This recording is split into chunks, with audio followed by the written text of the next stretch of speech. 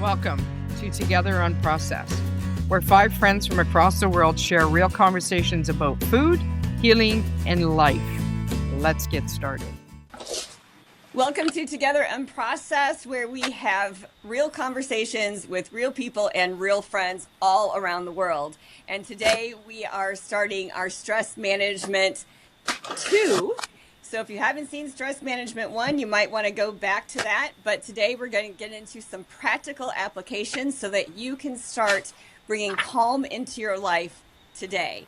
So before we begin, just want to say hello to all my friends here and have you guys introduce where you are and a little bit about what last conversation did for you. Did it leave you with any questions? Did it give you some awareness?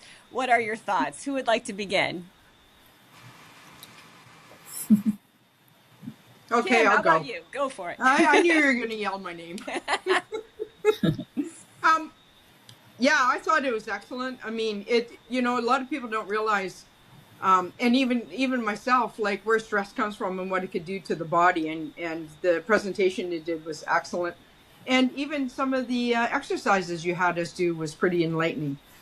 And so now, because of what you educated us on and gave us that information, I'm curious and I'm excited for this second half, because now that we understand what stress is, how do we manage it? And this is what I'm looking forward to the most in this one. Awesome. Thanks, Kim. And You are in Canada, and it is... Yes, I am. 7:30 in the morning. Ontario, Canada, and I'm about 7 hours from Cindy and many, many, many, many hours from everybody else. And it's 7:41 a.m. and it's snowing at minus 2 degrees Celsius. Beautiful. Good day to plunge. Yes, which I will later. Olivia, how about you? Hi, I'm Olivia in the UK. It is 12:30 here, I think. What I remember the most about your first presentation, Christy, was that Cindy even, was that we were doing that exercise, the exercise which went through all the different life events and made me think about, so based on that I shouldn't be stressed, but then I knew that I was stressed. So there was obviously other factors also that came into it, and there's a bigger picture as well that you need to take into context like how you process things and how you deal with different aspects of stress. So I'm particularly interested in this episode where we actually get to deal with what we do about it. So that however you have it, for whatever reason you have it, you do have a management and a kind of a process to go through to actually mitigate it. So yeah, really, really looking forward to it. Thank you. Awesome. And I love how you bring up that we did a stress scale last time. And so your numbers maybe weren't that high, but you're noticing that you still have stress. And that's a good point. That scale is to give you a heads up that if you do have high numbers, that you are at risk for health issues, right?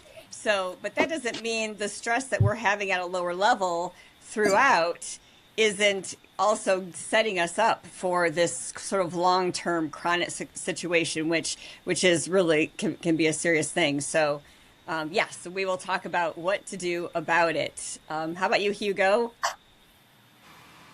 Yeah, it's 2 p.m. here in Tallinn, Estonia, and we had snow, but it melted, so everybody's gonna come back soon anyway, of course. Regarding the last episode, I'd say that test was nice. That was a bit revealing. I actually knew that I was in the ballpark of low stress, but I've had years where that was on the very high end. So looking at my past, I can use that test to make a model of myself and at what state I was in. I know I was stressed, but this gives it a more this is more concrete framework for it, your test, and I think that's quite valuable. So I do recommend everyone that listens to this to try it, because it is worth doing, even if it takes a little bit of time, 5-10 minutes maybe, and that's it. Yeah, and it's all about awareness, right? And so something that you said just reminds me that they are not researching stress the way that they should, right? So you mentioned years ago or previously you had a higher stress number. We all have. We've all been in those high stress numbers where our health and physiology is at risk for illness and disease. So then what happens when you get through that stage? Maybe your test numbers aren't as high, but that disease process may have already started. I truly believe this. And we don't have any numbers or any research to talk about this. And there's no motivation for that research to be done, which is kind of scary, because yet the National Institute of Health is talking about how 90% of all illnesses are related to stress. You know, we know that this is huge. So this is something we have to take on ourselves and just notice and believe and make a commitment to it to make the change. And that's definitely something I've done over the last several years, and I'll share more of that. But how about you, Ash? How did that leave you? And where are you? What time is it? I am in Tasmania, Australia. It is 11:46 p.m. So heading towards midnight. It is raining outside. Summer has come to the rest of Australia, except for Tasmania. We are still heading into our third winter now. We've had a few teasers along the way, but it's back to winter today. Yeah, I really enjoyed the last episode because I have always been a stressaholic. So a lot of the stuff I knew, but I had forgotten. So it was a good refresher. And then there was a lot of stuff in your presentation, which was new as well. So it added to that as well. And yes, I think it is a very big thing that stress is very big factor that a lot of people don't factor in, especially when it comes to diet and all these things, because that's the first thing they focus on instead of also looking at the stress. I know that especially with diabetes as well, everybody looks at their numbers going, sugars, like their sugar's going up, and they look at straight away food, but they're forgetting the stress. And they go, oh, but I'm eating fine. But it's that whole cortisol release. So I'm really looking forward to today's episode to just see how we can sort of manage that, especially on that whole diabetic level, where I can help my husband with that as too. I love that you bring that up. And I think this is so important. And I have not addressed this in my current presentations, the whole blood sugar thing, but I have seen it huge in the last year, because it's only been the last year that I started really taking my blood sugar and my blood ketones on a regular basis, and can absolutely agree with you where I have been, hardcore, really sticking to plan, not having the glucose and the sugar and the carbs and all of that, and still had higher numbers when I am stressed. Hands down, never fails. Even if I'm super good with what I put in my mouth, if I'm stressed out and do the numbers, the glucose is high. And it makes sense because the body's in freak out, but it wants to have that sugar available for a quick, like what would we used to do? It was running away from a danger, right? We needed that glucose there so we could use it physically. But we don't need it now.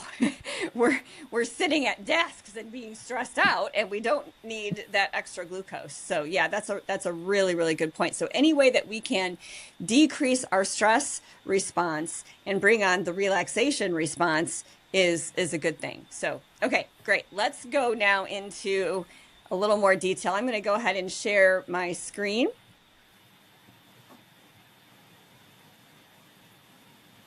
And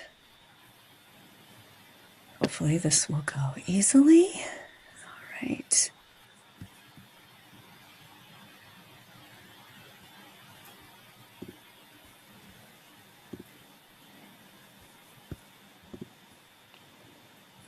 Okay, can you guys see my screen? Yes. Yeah. All good. Okay, awesome. So we're going to go into breath awareness. Day 2, we're going to be increasing our awareness because, first of all, in the work that I do as a physical therapist and hands-on body worker using the John Barnes myofascial release approach, one of John's main statements is without awareness, there is no choice. And I really want you to kind of repeat that over. Without awareness, there is no choice. We have to be aware what's happening in our body before we can choose to make a change. And I use this also with something as simple as posture. So as a PT, I'm working a lot on people's awareness of their posture because it's so important. We're going to talk about that a little bit with our practice today, because if we are all slouched and hunched over, that really affects our breath. And so if you're not aware of what you're sitting like, how can you fix it? So I'll often take a patient who I'm talking about, maybe it's even back pain or whatever, and they're sitting there in the chair or on the treatment table in a sitting position, and they're all hunched over. And I'll say, okay, don't move.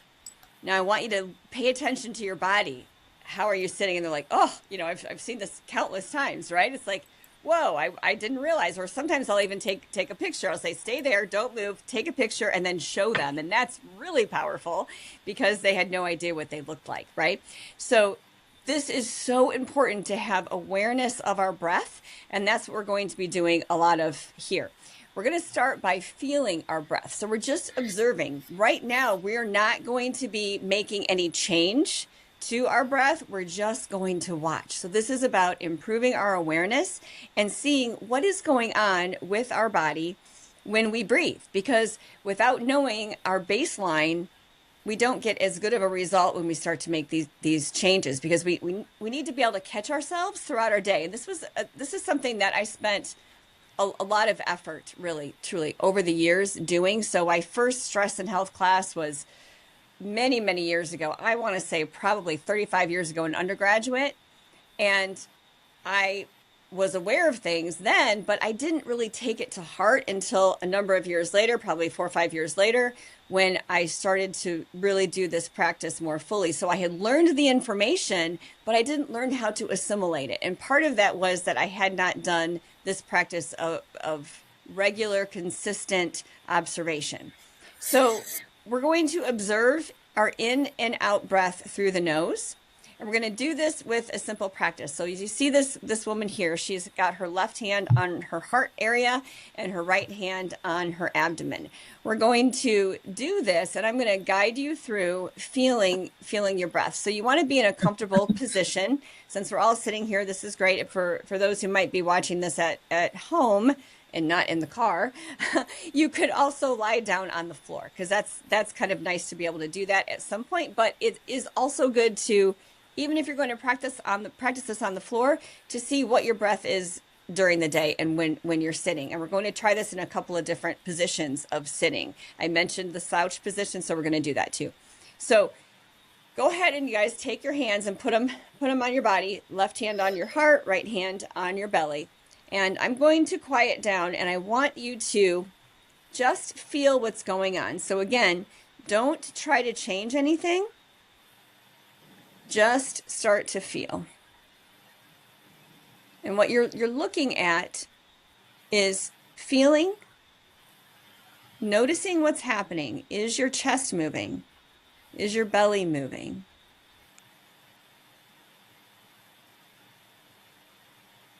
And then we're going to remember. Notice what moves when. When you breathe in, does your chest move out or up, or your belly? What's happening? Is there no movement in your belly? What happens when you breathe out? Is there a space between the inhale and the exhale? And where is that space? Is it after the inhale, or is it after the exhale?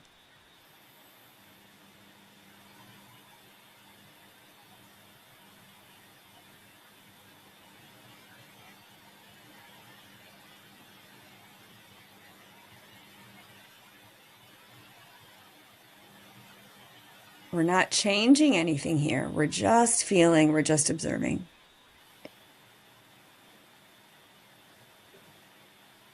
And once you got a handle on that, I want you to pay attention to your posture. And if you're in a nice, good posture right now, I want you to slouch on purpose. Just slouch and slump down. Just kind of let go of your good posture. Sit like a teenager. And now feel your breath. Notice the difference. What do you feel? What's changed?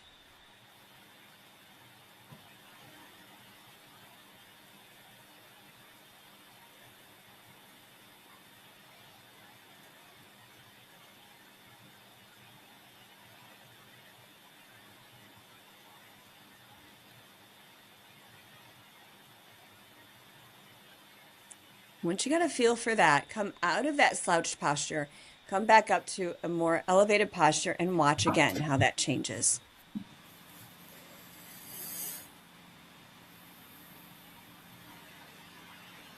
And remember what you're feeling so we can share.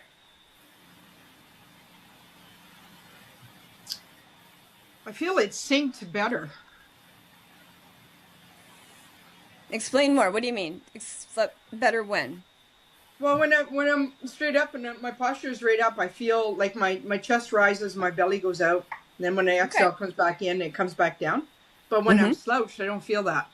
It doesn't feel the same. Yeah. Yeah. It maybe felt like you couldn't breathe in as easily or as much. Yeah. It's right. Labored breathing. It's very shallow. Or compressed. Yeah. All right. How about, what did you guys notice? What's moving? Is your chest moving? Is your belly moving? What's moving first if you're feeling both? I notice my chest moves first and my belly after when I breathe in, and then when I exhale, they both seem to go at the same time as far as I can tell. And then I've got to pause after the exhale, and then I breathe again. Okay, good. So remember For me, that. it was more simultaneous.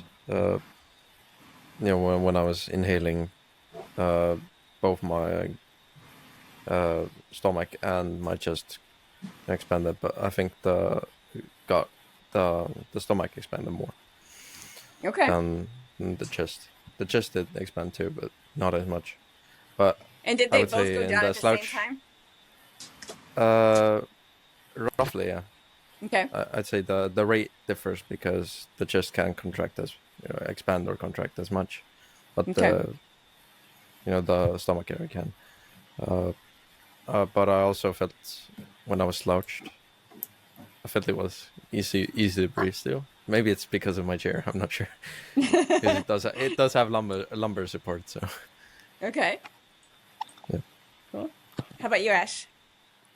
Yeah, I felt when you're slouched that it was very sort of, as I said before, very labored and sort of harder to get the whole breath in. And it was very shallow. Whereas when I sat up straight, it was easier. You could get deeper breaths. And yeah, similar to Olivia, where sort of I think my chest went first, and then my stomach slowly afterwards. But then when the exhale was probably together. Okay. Did anybody notice if the inhale and exhale had a different length? Like, was the inhale a shorter time period compared to the exhale, or is the exhale shorter? My I did notice it. My inhale is longer than my exhale. Your inhale was longer than your exhale. Okay, good awareness. Anybody else notice that? Yeah. I'd say the opposite. Okay. I'd say your mine exhale was longer? Yeah, a little bit longer, the exhale part. Okay. What did you say, Olivia? I think mine felt the same. Same? Kim? Yeah. I don't know. I'm with. It's hard to tell. Maybe I should be doing it a hell of a lot more. Okay. I'd say almost the same. Almost the same. So, and I didn't cue you to pay attention to that. You see how that is? You see how we don't have awareness about something unless we're cued to do it, right? So, we're going to talk about that and the importance of that. So just be aware that that's a thing, and we'll talk more about it. So let's move along here. Let me explain why all of this is important. Just a little bit of an anatomy lesson here. So we've got the lungs, and there's the trachea, but what's here, as I'm drawing here, just underneath the lungs, I'm making a little arched motion. That is where the diaphragm is. And the diaphragm expands from the front of the body to the back of the body and through the side. So it's like an umbrella that comes over this whole area and separates everything above the diaphragm from everything below the diaphragm. And there's a lot of fascial thickness around all of that, and it's super important. It ties into the spine and the rib cage and kind of comes down into the pelvis. And when that diaphragm is restricted, it can affect a lot of things. It can even, so I think we talked about this last time, how the esophagus comes down through the diaphragm, because what's under the diaphragm are all of these digestive organs. So we have it right in the center here between the lungs, above the diaphragm is the heart. And you can see it over here too. And most people are aware that the heart is off to the left, but it's only slightly off to the left. So you can see it's mostly behind the center body here, the sternum. It's protected by that hard bone here. For obvious reasons, we want to protect that area, and slightly off to the left. Underneath the diaphragm, and you can kind of see it here. Can you see this little sort of arch that goes around? That's the diaphragm. But on the right side, we have the liver. And on the left, we have the stomach, the spleen, the pancreas. Also under the liver, we have the gallbladder. And then under here, so here's the stomach. Here is the large intestine. You can see it comes up the ascending colon on the right side of the body. We go across to the transverse colon and the descending colon, and comes around to the sigmoid and down to the rectum here. And then we have inside of all of that, the small intestines. So all of the squiggly area, small intestines. And then further down in here, we have the reproductive organs for male, female, bladder for everybody, and then the pelvic floor.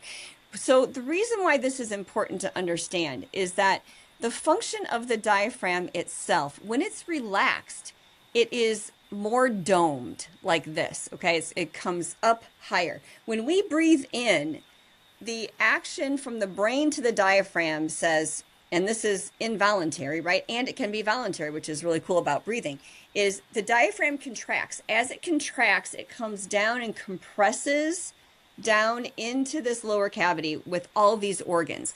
This is super important because what's happening is we are creating compression, which presses the fluidity of the body. It's actually super healthy and important for our organs in our body to have this gentle compression and then the relaxation of that compression. It's like a pump in our body to be able to move fluid. We've heard of lymph fluid.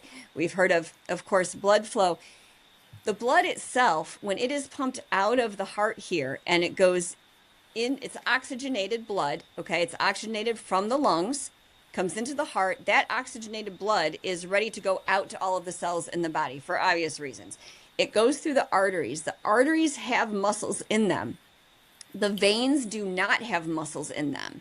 So the arteries are compressing, but the veins, it's just a flow of the natural pumping of the body to go back to the heart.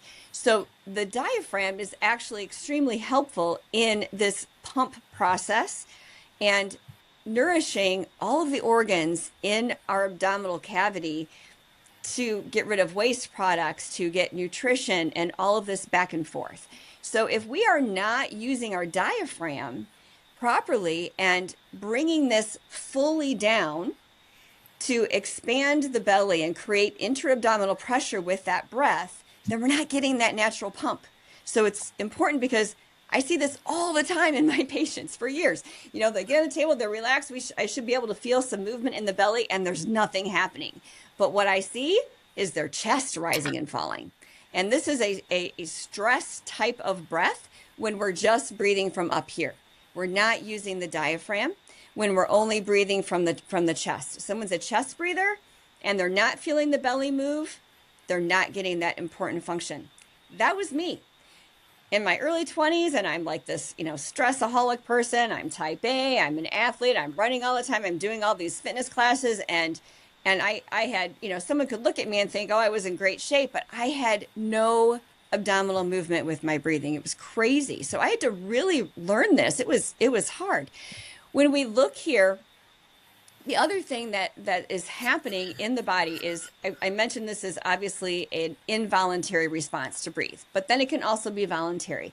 There are receptors in our body that notice, hey, we're getting less oxygen in here, but it's not measuring oxygen, it's measuring the carbon dioxide. So as the carbon dioxide gets too high, we got to breathe. And so there's that urge to take a breath. If you've ever held your breath long enough and you know what I'm talking about, it's like, oh, I got to breathe, I got to breathe, I got to breathe. That's that system of carbon dioxide awareness saying, yo, we need to get this toxic stuff out of here and get some oxygen in. But the key is that it's trying to get rid of the toxin, which is the carbon dioxide, okay? So in this whole process, what we want to do is create an environment in our body where we're using our diaphragm and feeling this abdominal area expand, using our chest only when we need to, in a 3-part or deep, complete breath when we need to have that extra oomph, and continue from there. So we're going to be doing a lot of practice with this. I have a question for all of you. Is this new information? Do we have any questions before we move along from here about this little anatomy lesson?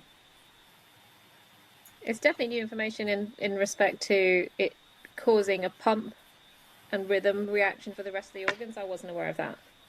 Yeah, That's it does. great. It's measuring CO2. That wasn't crystallized. I wasn't sure if it was measuring CO2 or just oxygen. You know, Right. just from the anatomy lessons that I've had. So good to Great. know that part. Yeah. Awesome.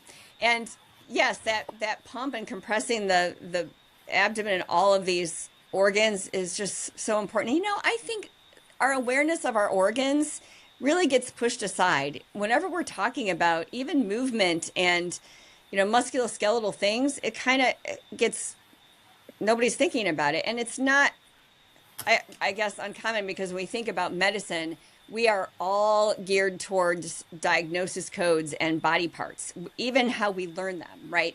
It's because it's hard to learn. The body is an incredible universe in itself. So we have to break things down. And so we learn things by systems, and we're separating things into parts. But I look at the body, and we all should, as a whole, because it all has to work together. And if something isn't working right, it's going to affect everything else. And I think that really gets lost in our current medical system, and just because of the way that we have to dissect it and put it together. But okay, so now hang on, Cindy, 1 second, Yeah. please. So one of the things that, like, as you're explaining this, like, I'm aware of the diaphragm, I'm aware of the lungs, most of us are, but it's surprising, and I was one of them, how much I did not know the human body. And when you go in to talk to a doctor and you have a specific issue or something's happening or whatever, and they start explaining stuff to you, for me, it was like a whole other language. And especially being a female, I mean, I always put that aside and thought, you know, whatever, like we have estrogen, yes, we have our menstrual cycle, blah, blah, blah. But I never really understood it until I started understanding it. And, you know, I'm not alone on this. Like, there's many, many, many people that don't know this. Yeah. So, and that all comes back to awareness, right? It's like Right. you identifying specific things in your body. Well, if you have a pain here, like, what is it? Do you even know what's there? You know? So that's what I find very interesting about this one as well. Well, and that comment brings into a whole new world of mine, which is, I specialize in myofascial release because we're looking at the fascia, which is controlling every single cell in the body, right? And we have another saying, like awareness, without awareness, there is no choice, is find the symptom, look elsewhere for the cause. Because you could have a symptom in one part of your body, but it's because of something that's happening way over here in another part of your body, you know? So just even the other day, I was working on a patient who had such a restriction throughout the belly, you know? And I see this often, and this was probably me many, many years ago, and I put my hands gently on the abdomen and think about it. What's in there? A bunch of jello-like organs, right? It should be soft. And even if it's someone who works out and they're wanting 6-pack abs, right? Even when they're relaxed, that should be soft. I should be able to get my hand in there and feel that tissue being soft. And if it's not, especially if it's somebody who's really fit and, you know, their muscles should be relaxed, it's because the fascia is stuck and they don't have conscious control to just relax that fascia.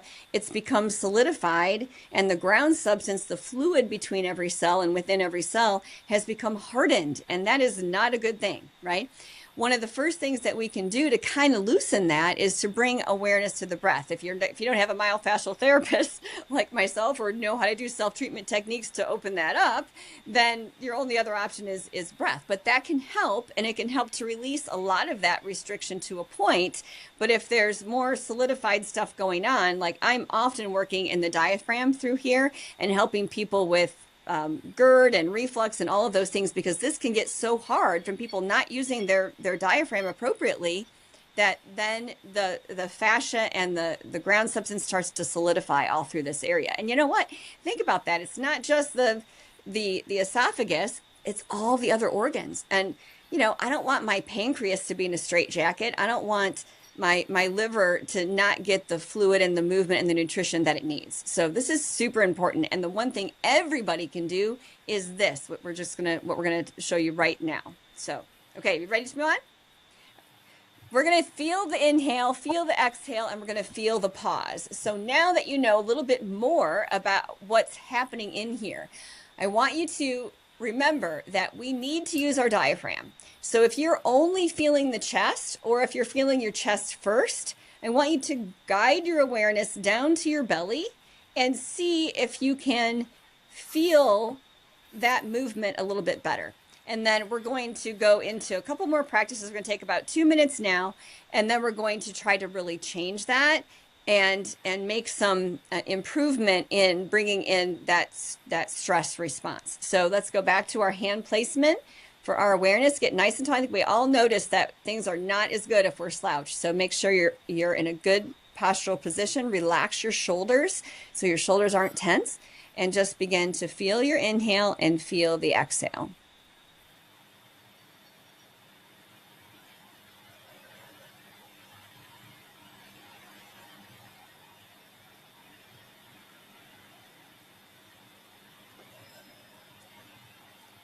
And then play around with making maybe a little bit deeper breath and what needs to happen in the body when you expand that breath a little bit more.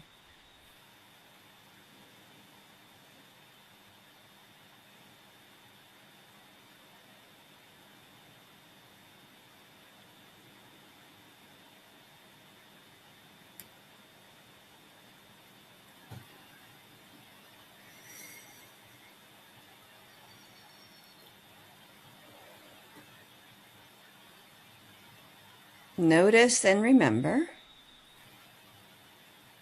And now begin to pay attention to how long the inhale and exhale are, just in general.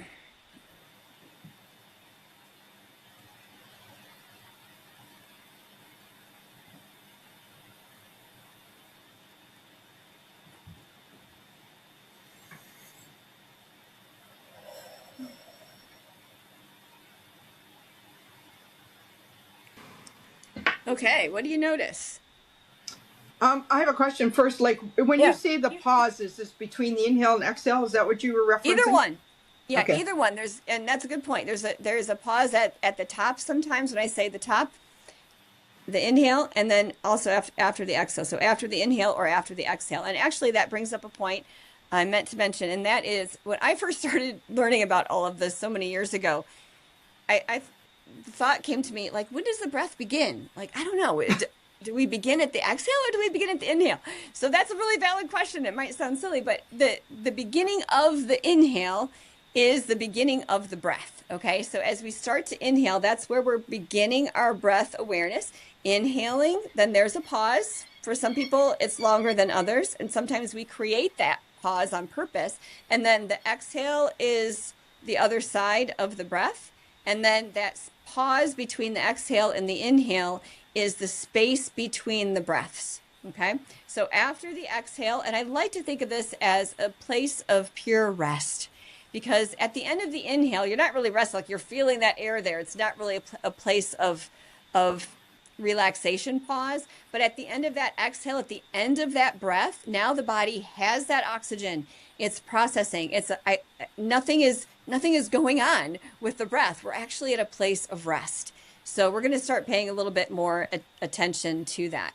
So now we're going to take the practice a little bit further. And I want you to slowly count your inhale and slowly count your exhale. And you can also count the pause. Now, with this, we are going to use awareness because the whole point is to figure out your baseline and where you are right now. And then this is going to help us. If you remember from our presentation last time, I talked about how they found out from research many years ago, decades ago, that just slowing down the breath will bring on all of those wonderful chemicals of the relaxation response, right? That's what we want. So we have to learn to slow the breath down in an effective way. So let's take about a minute or so here, and I want you to count how long it takes to inhale and how long it takes to inhale. And I want you to also try to let the belly expand first. And then we're going to talk about how difficult that was for you. So pay attention. Are you able to make your belly expand first? Or is it difficult? And what's happening with your chest? Okay, everybody ready? Give that a try.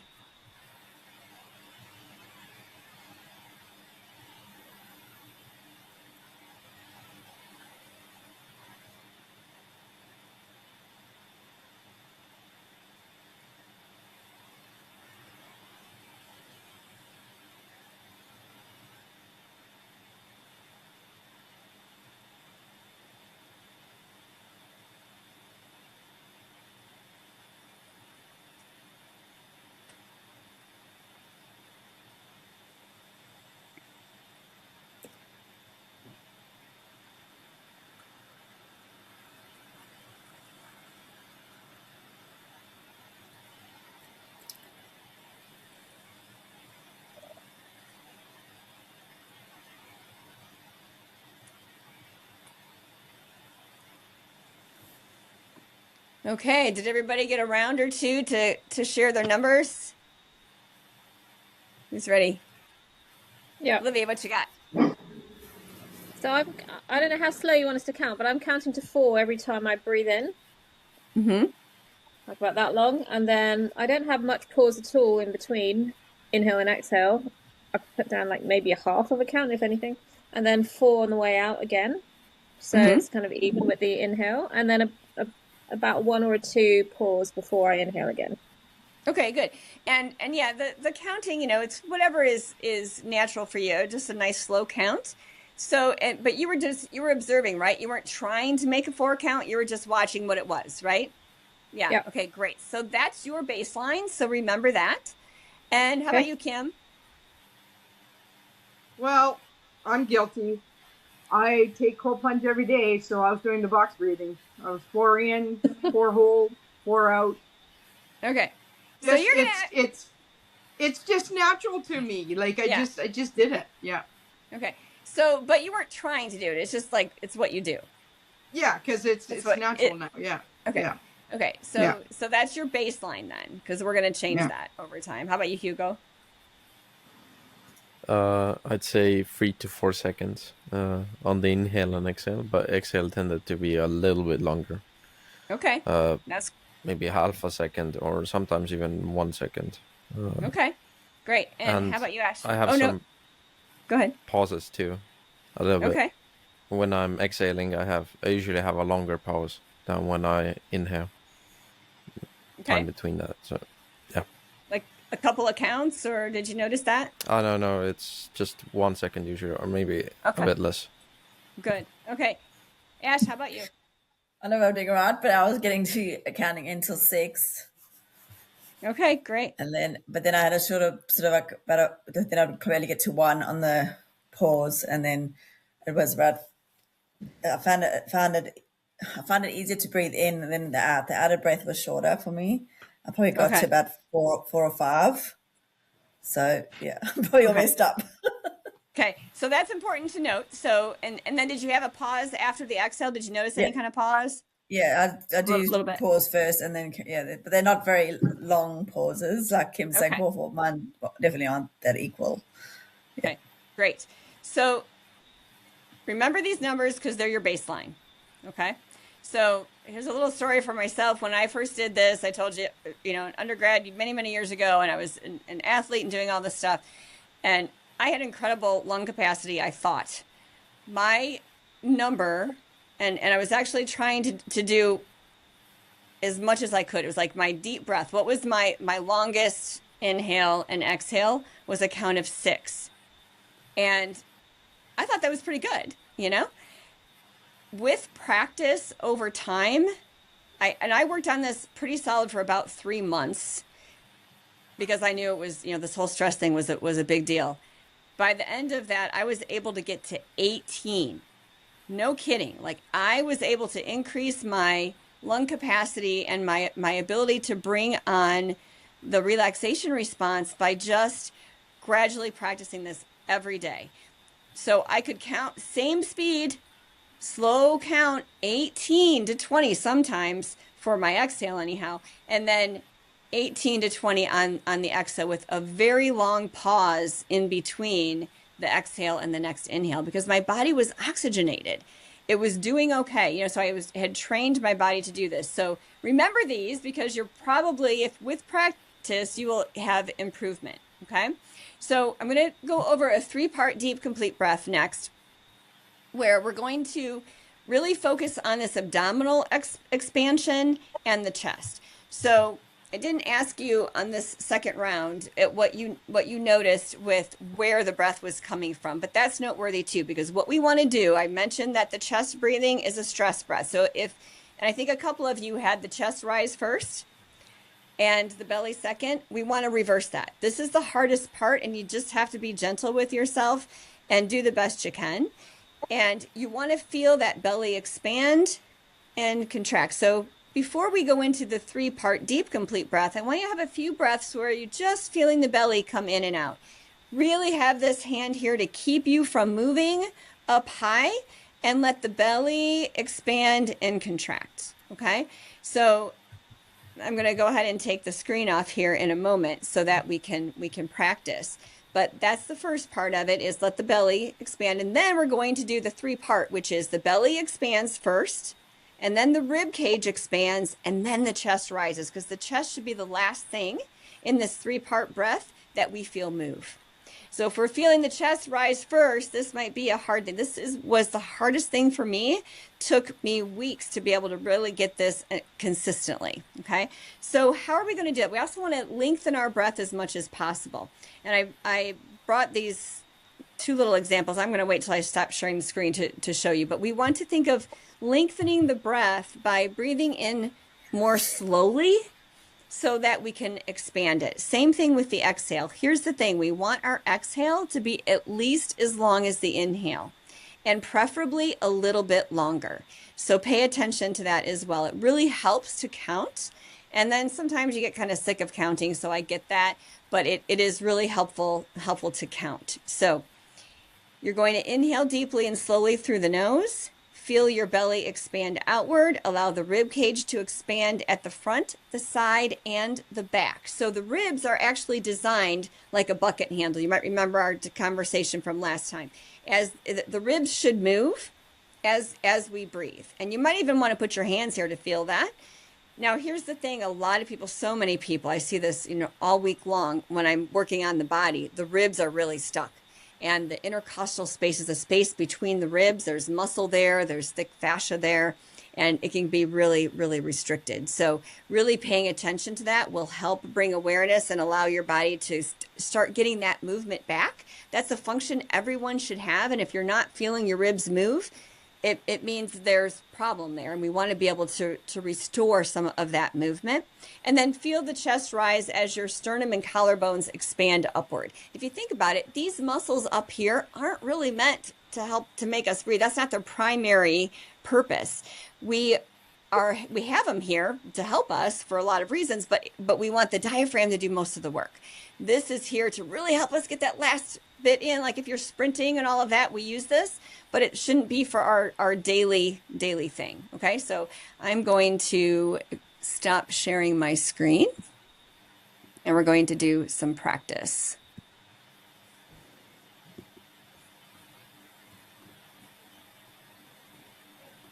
How do you suggest we actually fill our belly first? I'm not figuring that one out.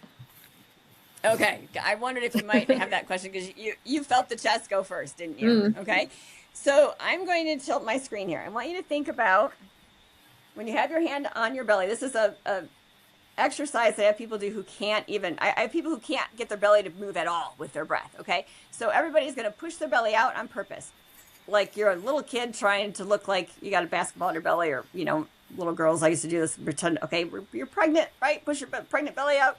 Or like you got a basketball inside your belly, push it out on purpose, push, and then pull it in. What happens when you pull it in? It's a natural exhale. Okay, so inhale, push your belly out, exhale, pull the belly in. And you may just do a few rounds of this, so push the belly out on purpose. You're like forcing it. and then you're pulling it in. So I literally had to learn how to do diaphragmatic breathing like that. I had to push my belly out on purpose and then pull it in and let myself breathe out, and do that a few times. And then it should be a little easier to do. Now, at first, if your chest is still moving, it's okay. It's not going to, I mean, it took me so long to not feel any movement up here. It was frustrating, and you just have to let go of that judgment. Like, don't judge it, just watch it, observe it, because it's giving you awareness. Without awareness, there's no choice to fix it. So you got your hand here for a biofeedback device. That's what these are for. And you just have to kind of do it on purpose, and it'll eventually come. Okay? So we are going That's to... interesting, though. What? Why? Go ahead, Hugo. It's very simple for me. Like, I intuitively do that, you know. I can easily control my stomach area too. Yeah, Just well, me too, thinking right? about But it. I had to learn it. Yeah. I had to learn it. So I wonder what in your life and your environment made that easy for you. It's just out of a curiosity thing for myself. I don't know. You've never done breath work before, or martial arts or anything like that? I've been doing more martial arts now, karate. Okay. So it does kind of fit, you know, breath work is more important there. Yeah. But previously I could still handle it pretty well. So I guess there's something with the history, because my interoception is really good on many Yeah, things that I noticed. agree. And yeah, Your awareness. And the I other was thing, sorry, Cindy. I did Gary Brecka. I did his course on breath work, and I was almost able to hold my breath a whole minute, which is pretty amazing with me. But that's exactly what you're talking about, is what he taught us. yes. Not yeah. the tummy in or out. That's new. That's pretty cool. But yeah. Yeah, it'll help bring that awareness in. And also people who sing or play wind instruments, this is usually easier for them, because they've learned how to use that diaphragm breath. So any other thoughts or questions before we start? I think I had a physiotherapist recommend breathing through the gut too. Yeah. So, Yeah. but that was so many years ago, 10 years ago, basically. But no, it just stuck to me, and Great. maybe So that's it the reason. started that whole process for you. Cool. So I brought the two little things I want to show you here, my examples. You ever have bubble tea? You guys have bubble tea all over, like they have these tapioca bubbles and tea, and then they use straws, and so this is a big straw. So see the width of this straw versus this is a little cocktail straw. And you know, obviously if you're breathing through this, you're getting a lot more air, right? This, if you had the same amount of air, it would take you longer to breathe it in with this little straw. So we're breathing in and out through our nose. But if you can think about slowing down the breathing in as if you're breathing in through a tiny straw or tiny airway versus a large one, it's going to expand the length of that inhale and the exhale. And so I often think, okay, just slow my exhale down. Hugo, you're already doing it, which is partially because you're already doing diaphragmatic breath. But as people begin to shift, then you can start to lengthen that exhale a little easier. And it's super important because it brings on more of this relaxation response, and it calms the body even more. So this might be a good analogy for you as we begin this. So, all right, let's do a short practice, and then you can tell me how that feels and where you're. Kim, where'd Kim go? We lost Kim. We'll wait for Kim. While we wait, Cindy, so we're not taking in more breath, right? We're just trying to take it in slower. Same volume of breath that we would have taken in. Right. Yeah, same volume as we would have taken in our baseline. Probably so, yes, because our lung capacity is what it is. We want to get as full of a breath as we can. Remember when I said I used to be at 6 and I was able to expand it to an 18? I literally improved my lung capacity, and we can do that. We can have a small lung capacity or a larger lung capacity depending on how we train our bodies. It's literally like if you're going to do resistance training and you're training your musculoskeletal system to be better. We're training our breathing system to be better. So yes, I want you to have as big of a breath as you're taking in as much air as you can, but you're taking it in over a longer period of time. And that's exactly the difference. It's that slowing that breath down that is going to bring on that relaxation response. And when you think about it, even if, when you think of being stressed, you think of, right?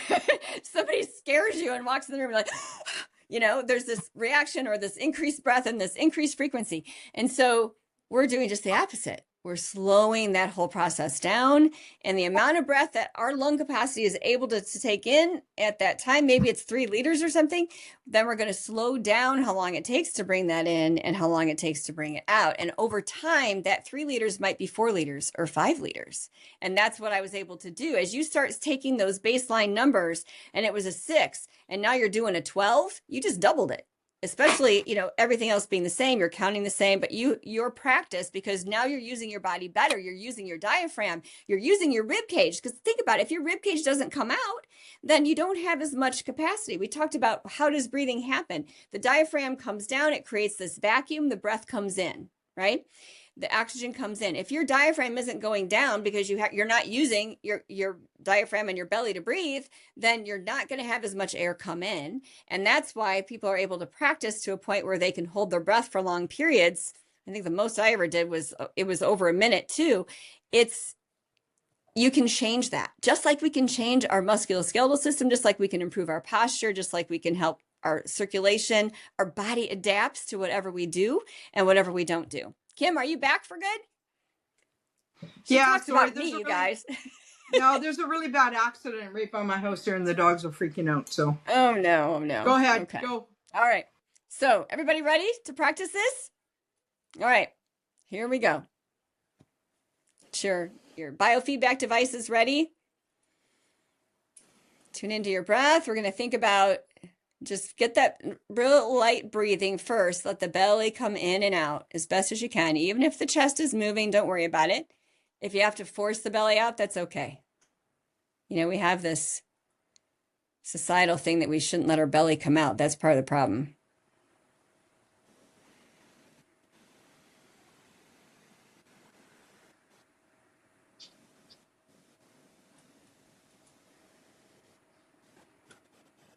Now begin to expand that breath a little bit deeper. And after the belly is expanded, feel the rib cage and maybe even the chest as you deepen that breath. And as you breathe out, see if you can let the chest go down and then the ribs, and then pull the belly in all the way. Notice the pause.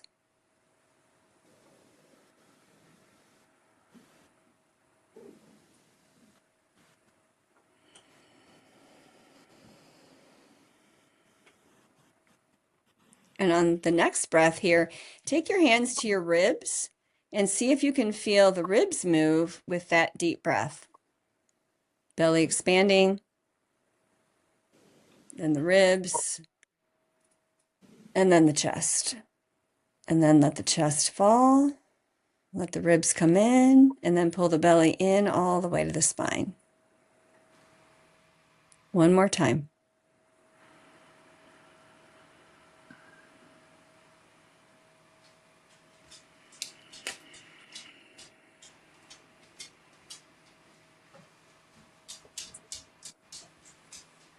Okay, and once you wrap that up, let me know how that was.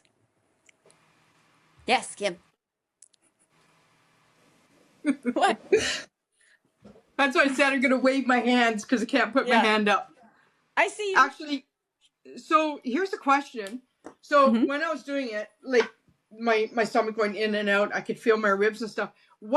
So with when I was doing Brecca, and his was very like very forced, bringing it in, blowing it out. What's the difference from the slow and controlled compared to the fast and like it was very, what's the difference between the two? Is there a difference?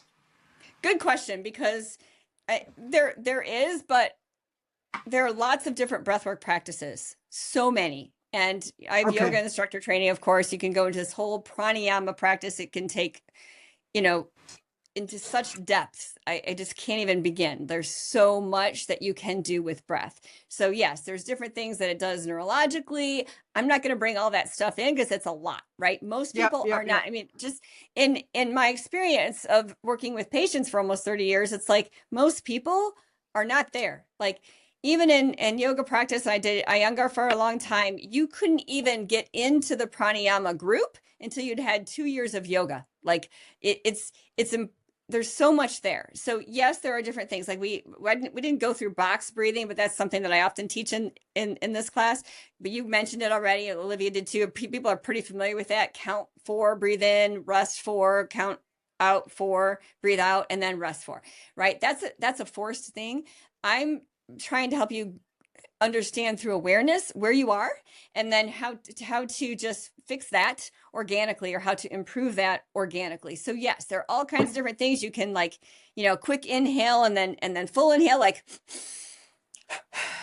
that kind of thing, in with the breath, mouth open or mouth closed, all kinds of different things. Like my thought is, why get all caught up in all of that? One is not necessarily better than another. Everybody needs to start where they are. And for the most part, the majority of people are not at a place where they can properly do even just a 3-part breath and feel their body move. So that's where I want to start. So yes, you can get into all these different practices. I don't think right now it's necessary. If someone can't easily do, and all of you had a little bit of issues with it, right? If you can't comfortably do a 3-part breath and feel your body all move and have a longer exhale and all of those things, let's just start here and make it easy, because it's frustrating to do all those things. When I was even after I'd practiced some of this, and then I went into yoga and I'm trying to do all these other breath practices, I want compliance. I want this to be easy and comfortable so that you can actually take it through your day. So every day I, at some point, will just notice, like, spontaneously, where's my breath? Is my belly breathing? Oh, great, my belly's breathing. I don't ever use my chest anymore to breathe unless I am asking it to, or I am doing something strenuous and I need it. Even when I get in the cold, that's the first thing I do. Where's my belly? Push my belly out on purpose. That practice I showed you, I do that. As soon as I get in the water, I forcefully push my belly out so that I am exhaling by pulling my belly in, and then it helps me connect into my heart center and all those other great things that we do with cold plunge. Okay. Does that help? Yeah, and you wouldn't do the in really fast, out really fast in a cold plunge or anything. My understanding is just the release of the carbon dioxide in your body, and you're getting it out faster, which is why you feel a little lightheaded as well. Yeah, and it does not need it. That's not how I want to go throughout my day, anyhow. Yeah, perfect. Yeah. Anybody else? How was this for you all?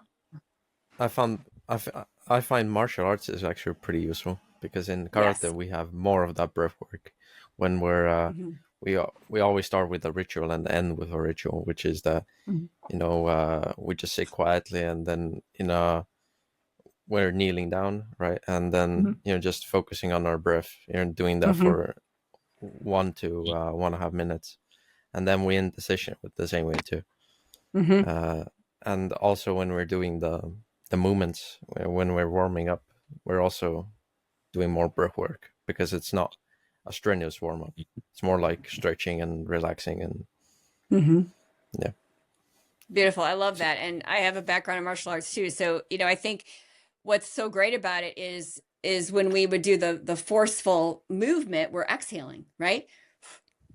Whatever. So that's actually making you contract your abdomen, pulling that in and helping with that exhale, and pulling in that diaphragm belly area. Anybody else?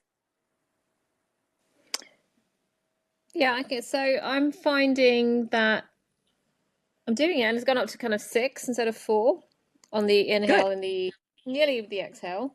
But I'm just trying to figure out, like, are we forcing out our belly to give the diaphragm more room to have a deeper breath, but slower? Or are we doing it because we want to create that rhythm through the organs? Or like, what's triggering what? So we're forcing it. We're forcing it right now because it's not easy for you, right? If someone isn't already doing this, it's hard. I mean, as I've coached, countless people now through this, and they're like, I can't get my belly to do that. So then I'm like, okay, force it to do it.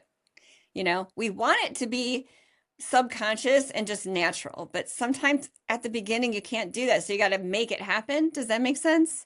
So it's just to get that motion happening, and then, okay, now stop forcing it. Let's see if it will begin. And oftentimes it does.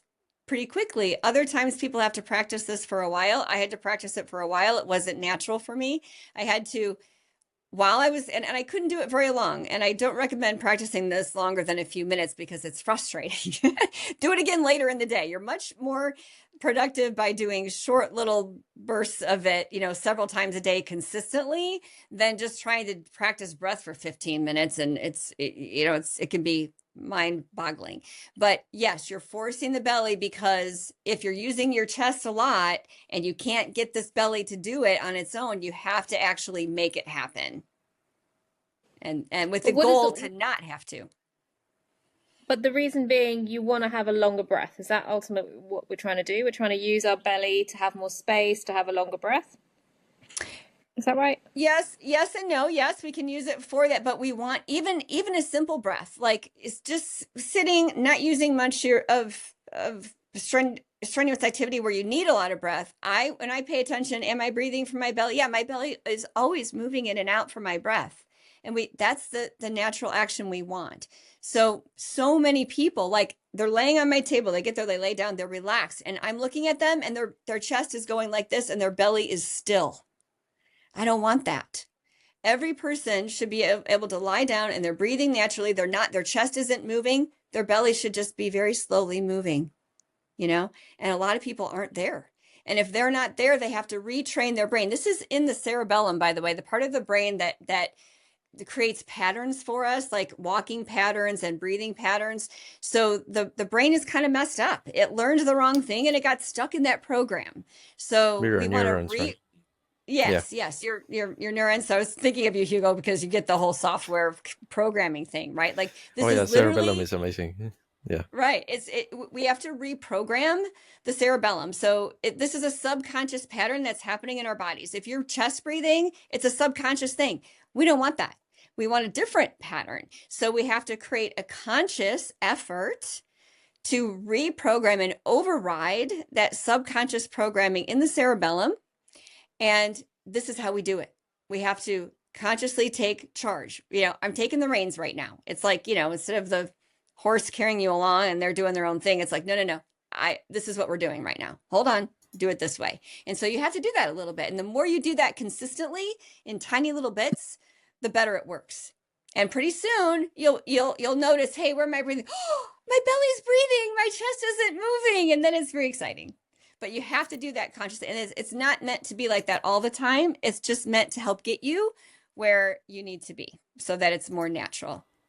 And then we expand the breathing and we make it longer, right? So if you're just breathing from here, you can't get a very deep breath, right? If your diaphragm has forgotten how to work right, you're not going to be able to count to 10 on an inhale, because this is not meant to help you do that. We need to bring that diaphragm down to create that vacuum for more air to come in.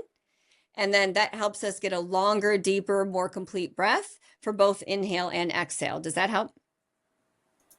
Yeah. Okay. And it's just about getting the biomechanics right?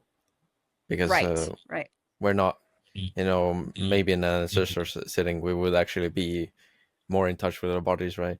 Because we'd be outside all day, connected to nature. But since we're living such different lives, stressful lives, where we don't get feedback always from our environment, from what we're doing, and that's exactly, things get lost in that haze. Yeah. 100%. And again, that goes back to the awareness, right? Because we're all in our heads. It's all about, like, we're not paying attention to our body. We're taught at a very young age to ignore our body. Sometimes preschool, even younger, it's like, no, you can't go do that right now because we have to do this. And so that natural ability to feel what our body needs gets overridden.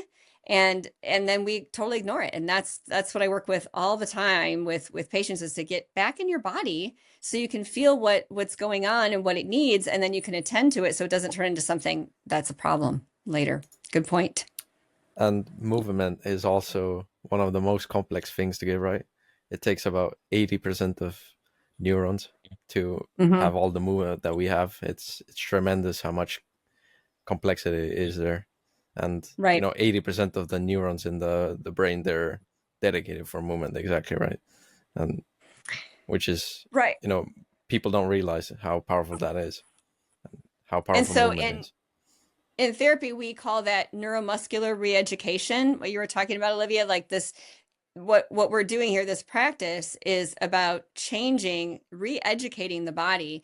And it involves so much. And the muscles, and like you're talking about, Hugo, it's not just the nervous system either. It's the fascial system, which is actually a much quicker communication system through all the cells and all of the movement of the body. And if there is restriction in an area of the body, then the body has to figure out, and the fascia and the neurological piece all has to find a new way.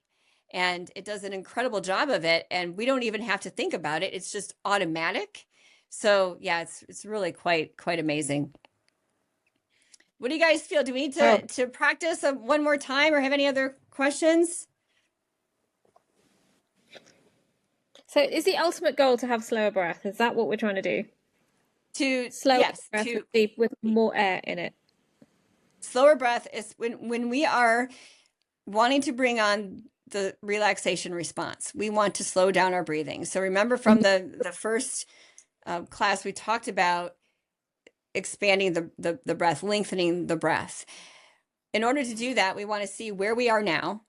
What's our breath? What's our capacity? How much can we breathe in and breathe out? And then how do we go about lengthening that? And so you found your baseline today. The practice would be to tune in often to where your breath is coming from, doing this whole thing, and then consciously slowing it down. Remember, I dropped my cocktail straw. Remember this analogy with the straws, breathing in a capacity more like the cocktail straw. We're not using our mouth, but you see what I mean by that, like lengthening out the breath. So say you have a 3-gallon container of air, right? And we want to breathe that in. We don't want to breathe it in quickly. We want to lengthen it. So this kind of goes back to what you were saying, Kim. It's like, this quickly breathing out. That's a different thing. We want to slow it down because we know from research they did decades ago that if we slow down our breathing, we bring on the relaxation response. Well, how do we do that? This is how we do it. We learn to use the whole system. The abdominal area expands, and then the rib cage moves to bring even more air in, and the chest rises, so we're bringing in more air, and we're slowing it down so that instead of breathing in and out 10 times in a minute, maybe we're breathing in and out 3 times in a minute. And we do that for 3 minutes, any time of the day, 2-3 minutes. We are going to come out of the stress response, some, maybe a lot, and bring in the relaxation response. And that's what we want. We want more times during the day with those chemicals surrounding that are from the relaxation side of the equation, and get rid of those stress ones. And we have to notice when we need to do this. That's the other piece of it. So, Hugo. Yeah, so the goal is to have more varied breathing, right? And have breathing that's more relaxing too. Like you can feel the inner workings of your body and how things are moving inside and how you're feeling that, right? Just connecting the mind with the muscle and maybe the fascia in this case too. Mm-hmm. Exactly. So we're bringing on a state of calm through our breath awareness, and then it ends up changing throughout all day long. When we do this practice over time, we're changing how we breathe all day long. Now, we might not be breathing longer necessarily, but instead of breathing from a chest breath, our abdominal area is doing the work. We're getting that pump, remember? So if you're sitting at your desk and you're breathing from here and your belly is stuck and it's not moving, we're not getting that massaging motion of the diaphragm down into our abdomen all day long. Listen, people are sick all over the place. We don't know why people are getting cancers like crazy. There's toxins in our environment and all of that, but everybody's stressed the heck out, and people are not breathing using this system. I see it every day. And when I feel an abdominal area that is hard as a rock, and whether it's someone who works out hard or doesn't work out at all, I see it across all levels, all populations. They are not getting this motion in the abdomen. It's important. It's really important to keep this area free because these organs are being compressed and smashed all day long. It's not healthy. Yeah, Kim. Yeah, and just, you know, you walking us through all this, which thank you very much. What people need to realize too is it is a form of meditation, because what you're concentrating on is, like you said, bringing awareness within. And when you do that, it's kind of hard to be thinking about anything else. And it's a great, what's the word I'm going to, gateway into meditation as well. That's what I think. Absolutely. Absolutely. And it all goes hand in hand, and really, and you don't have to be a meditator to get the benefits of that Exactly. either. Like there's so much with that. And the awareness piece is key, and it's something that we can do anywhere and everywhere. I used to practice this all the time. I still do at a traffic light. It's actually common for me when I get to a traffic light now, if I'm not doing something else, I have to do something else during that moment, is to tune in. Where's my breath? You know, where am I? Oh, there it is. Okay. And then I'll also catch myself in a moment of stress, and I just find it so quickly now from practicing it that I immediately shift, and it changes everything. And this is something that goes on over time. It can just get better and better, really. Yeah. And even if you're in a very stressful meeting that you have a lot of people in, you use your nose, nobody even knows what you're doing, but exactly, you're calming yourself down with your breath. Mm-hmm. Yeah. Yeah. And it's really very simple. Like, as we talk about this 3-part breath and just this abdominal thing, it's a simple practice, but it's not necessarily easy to do. You have to practice it for it to become natural. And yes, there's all these other breath things that you can do, but here's what I have found.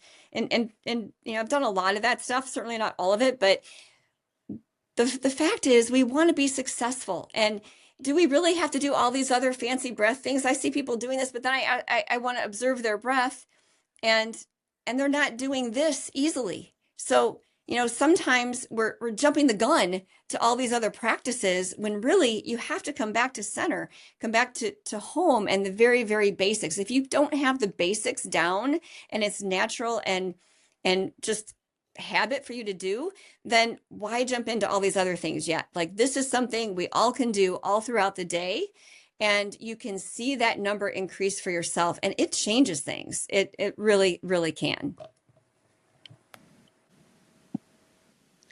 So if no other questions are, I guess we're ready to wrap up. So what, you guys going to practice this now? Of course. Yeah. All right. I mean, I could get up to 10, 11 seconds, but I mean, Dr. yeah, Cindy. more room to practice too. Right.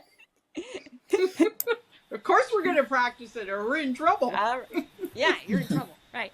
And you know, Cindy, one I quick don't question. practice... Is it best to do it standing up, or can you also do it sitting down, really or is there any difference? That's a really good point, Olivia. You can practice it in any position. I actually think that lying down, if especially if you're someone who's really struggling with this chest thing, or you can't quite get the belly right, let the rest of your body relax so that you can really focus on it. It's like, the more relaxed you are, then your body has less to do on, you know, under the radar, right? It's like you're really putting your focus there. And plus, I think when you're on the ground and your back is rested, it helps you feel this movement of the abdomen more. So it's great if you know, first thing when you wake up in the morning, or when you're falling asleep at night, it's a great thing to do at night. I mean, I that's how I really did a lot of it. That's how I really corrected my sleep. You know, you get your mind going on all this other stuff. And instead, I would come back to this breathing practice, and that slowing you down can really help prepare you for sleep. But practicing standing in line at the grocery store is a good thing too, you know, noticing what your posture is like. It helps you with that as well. So any position, because we breathe in every position, right? So all of the positions are good to practice. Great, thank you. All right. Amazing session, All right. thanks. That's excellent. Can't wait Thanks, to see, Cindy. I can't wait to see your numbers in a few weeks. We'll talk about it later. Off camera. Damn, now we have homework. You have homework. All right. Thanks, you guys. And Thanks, everyone. you. Thanks, Cindy. see you Thank next you. time. Yeah, thanks.